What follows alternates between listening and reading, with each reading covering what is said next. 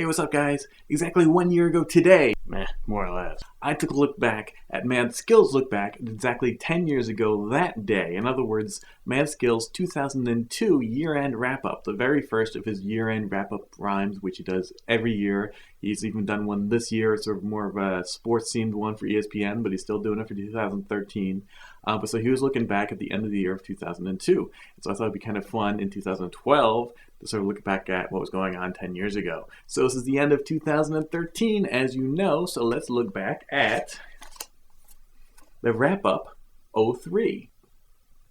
Now, the last time, the wrap-up 2002 was only released as a white label through Mad Skillz' label at the time, Raucous Records, back with Farrah Munch track. This time, it's on Hip Hop Site's own little label. They did a whole bunch of these sort of little vanity promo 7-inch releases. This is the only legit release. I think there's also sort of a bootleg white label floating around that has this track on there with some other stuff. But basically, this is the only real one. Through Hip Hop Site, which used to be, you know, an online record store like Sandbox and all that. And they did a bunch of these, like they did Thurston Howe. Some of them were exclusive. Some of them were stuff that were already on the artist's albums. E-Dan had one.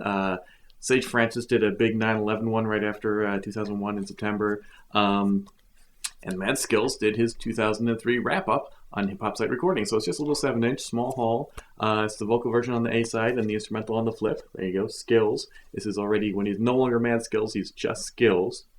And of course he talks about what happened in 2003. So one of the fun things I think is sort of look back and see what I remember and kind of what I don't. He talks about some really obvious stuff, of course, R. Kelly's sex scandal, Michael Jackson, Kobe Bryant, but also some stuff I don't really remember at all. Like he has a thing about, don't you feel bad for Lil' Kim performing at the BET Awards or something? And honestly, I don't remember what happened with Lil' Kim at the BET Awards. I probably do in 2003, but nowadays I'm just like, what happened? Why don't you tell us?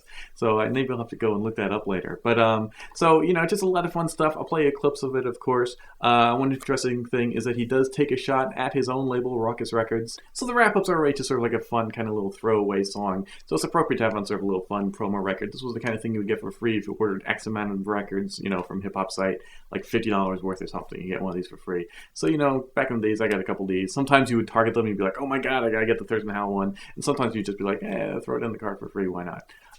But this is a cool one because it's an exclusive. And it's cool to look back on now. So let's have some clips of it. I'm not going to talk a lot more about it. Mad Skillz, the wrap-up 03. Letting the old year take us into the new one. It does play at 45. We got a burning dot. Yeah. Y'all know what it is. It's Skillz. We back. I mean, y'all asked for it. So I had to do it again. You know what I'm saying? Yeah. 03. Let's go. Yo. It's the SKI to the double LZ, y'all. Recapping the 2003, y'all. Kelly saved face. He wrote so many hits that we forgot about his sex case. Yep. Everybody got a hit from the king, but I ain't get the mask and the whole Pied Piper thing. Till I found out who that really is. Ain't that the dude that left town with all the little kids? Yep. Label of the year would have to be Shady. I watched Lil Jon turn into JD. And speaking of attraction, don't you get sick when you realize he hit Janet Jackson? The band got an easy break and had the whole world talking about not walking for cheesecake. And here's the funny part, the blackout hit, you had to walk just to sit in the dark. Rappers kept fake pimping. And don't lie, you know you like watching Jessica Simpson. And everybody kept iPod flashing. Styles came home, Yayo went back in. The industry was silent. The dummy move of the year, that would be Kobe Bryant. Y'all think she lying? That's the second time Kobe been on TV crying. I'm like, damn, Kobe. In high school, you was the man, Kobe. What the hell happened to you? Sean Paul stayed busy.